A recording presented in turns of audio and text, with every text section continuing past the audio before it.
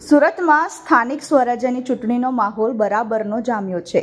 વાત કરીએ ward number 3ની તો અહીં ભારતીય જનતા પાર્ટીના ઉમેદવારોએ વિજયના સંકલ્પ સાથે મહાદેવના શરણે જઈ આશીર્વાદ મેળવ્યા હતા। વોર્ડ નંબર 3માં આ વખતે ભારે રસાકસી જોવા મળી રહી છે। ચારેય ઉમેદવારોએ પોતપોતાના વિસ્તારમાં પ્રચારના શ્રી ગણેશ કરી દીધા છે અને મતદારોને રીઝવવા જોરશોરથી પ્રચાર શરૂ કર્યો છે। જિલ્લા પંચાયતની આ ચૂંટણીમાં પક્ષો પોતાનું શક્તિ પ્રદર્શન પણ કરી રહ્યા છે। અત્યારે તો તમામ પક્ષો પોતાની જીત નિશ્ચિત કરવા માટે એડી ચોટીનું જોર લગાવી રહ્યા છે।